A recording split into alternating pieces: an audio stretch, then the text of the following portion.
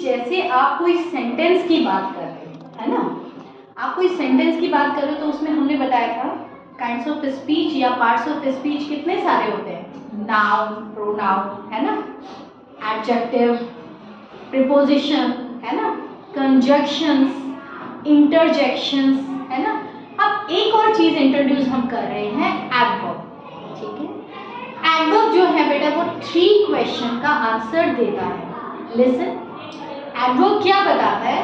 Adverb tell us about the quality of verb, verb के बारे में कुछ बताएगा, ठीक है। नेम से पता चल रहा है एड प्लस वर्ब, तो एडवर्ब क्या बता रहा है? वर्ब के बारे में बता रहा है। और वर्ब क्या है? किसी काम का करना या होना, ठीक है।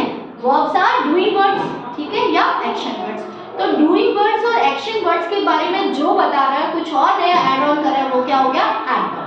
अब एडवर्ब हमारे पास 3 क्वेश्चंस का आंसर करता है। किन किन का? How, when and where. किन 3 क्वेश्चंस का आंसर करता है? How the action is being done, when the action is being done और where the action is being done, ठीक है।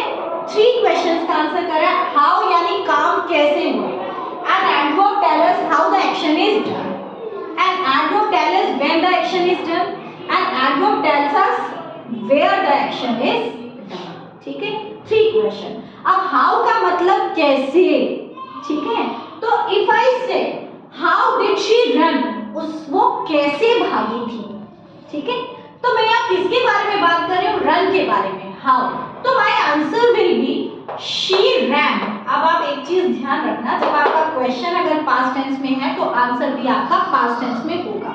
तो रन की सेकंड फॉर्म यहाँ डिड है, यानी पास्ट टेंस है, तो रन की सेकंड फॉर्म क्या हो जाएगी? Ran. She ran very quickly. आप क्विकली लिखे तो भी ठीक है, ओनली क्विकली। तो यहाँ पे वो कैसे भागा? क्विकली। तो यहाँ पे क्विकली क्या है बेटा? एडवर्ब, ठीक है।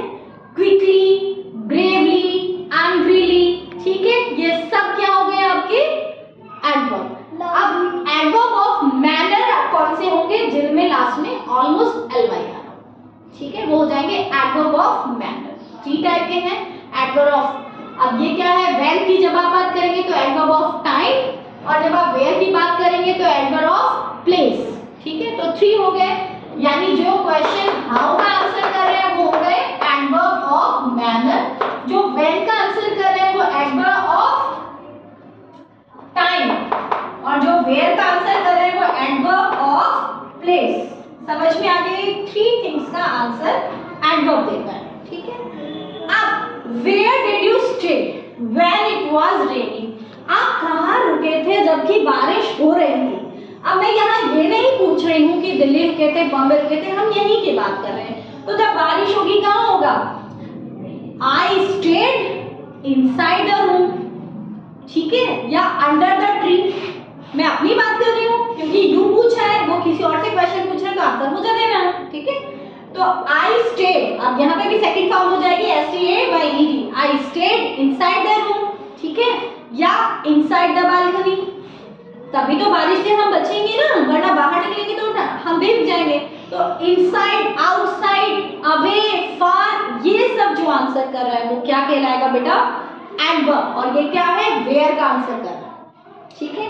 नेक्स्ट आपका हो गया when did you go Agra, आप आगरा कब गए थे? तो कब? यस्टरडे, लास्ट वीक, ये भी क्या हो गए?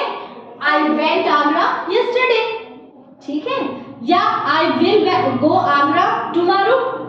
तो टुमारो, यस्टरडे, मॉर्निंग, ये सब क्या हो जाएंगे आपके? एडवर्ब। समझ में? जिसमें आपको कोई टाइम नहीं दिया गया, डेट नहीं दी गई, पर्टिकुलर टाइम नहीं है, 7 AM 8 AM, ये सब नहीं बताएगा, ऐसे बताएंगे डेज के अकॉर्डिंग, आफ्टर, बिफोर, ठीक है, क्विकली, एंग्रीली, ठीक है, इनसाइड, आउटसाइड, फार, नियर, ये सारे वर्ड्स क्या है बेटा? एडवर्ब।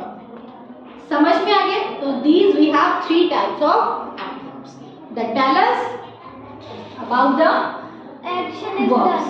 हाँ, action is done या about the verbs. Understood?